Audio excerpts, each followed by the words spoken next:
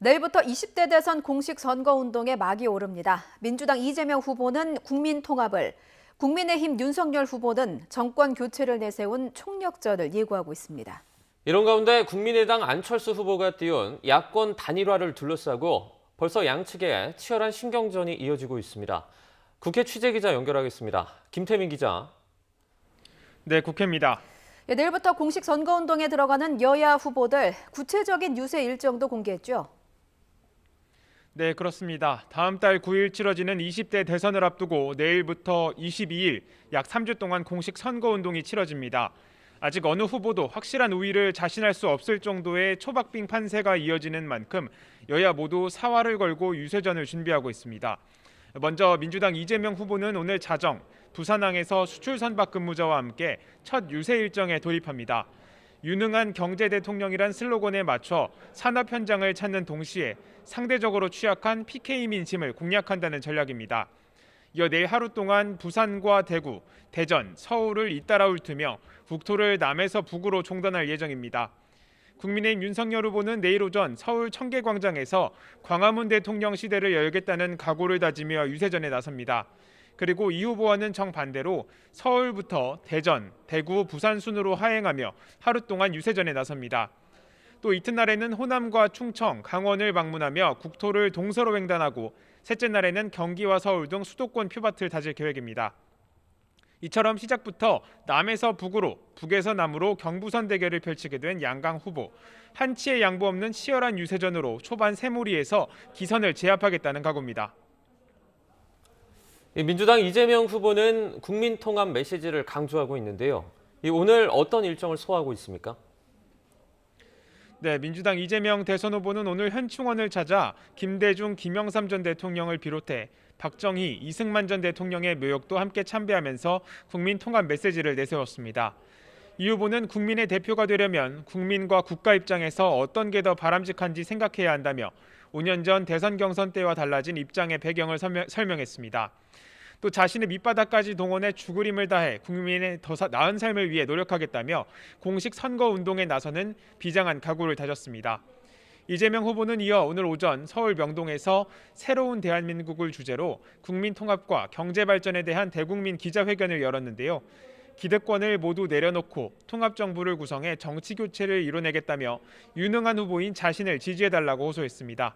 이 후보의 말 들어보겠습니다.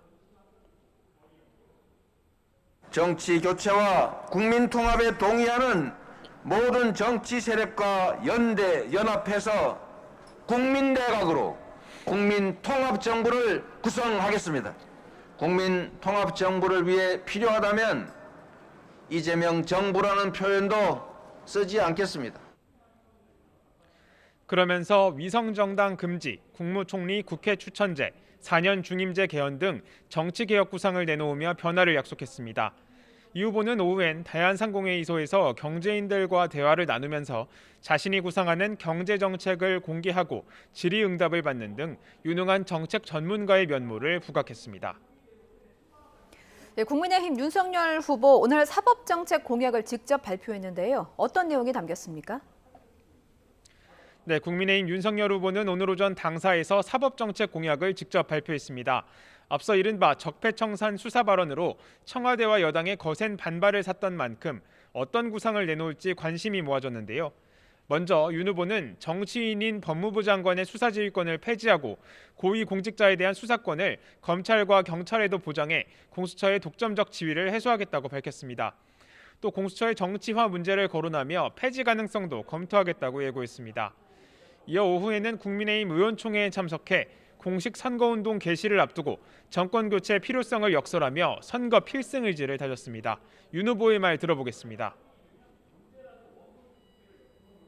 부패하고 무능한 민주당 정권을 심판하는 선거입니다. 대한민국의 미래를 위해 우리 국민의 힘이 반드시 이겨야 하는 선거입니다. 승리의 그날까지 우리 모두 함께 혼신의 힘을 다해야 합니다. 윤 후보는 이어서 중소기업 중앙회를 방문해 중소기업 정책을 발표하기도 했습니다. 이런 가운데 국민의당 안철수 후보가 띄운 단일화 논의는 시작부터 양측의 치열한 기싸움이 이어지고 있는데요. 국민의힘은 단일화 제안 자체에는 일단 환영했지만 100% 여론조사 방식은 받아들이기 어렵다는 입장을 굽히지 않고 있습니다.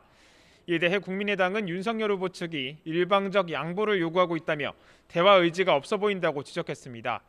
이처럼 양측이 팽팽히 맞서며 쉽지 않은 협상을 예고한 가운데 윤석열, 안철수 두 후보 모두 오늘 관련 질문에는 말을 아꼈습니다.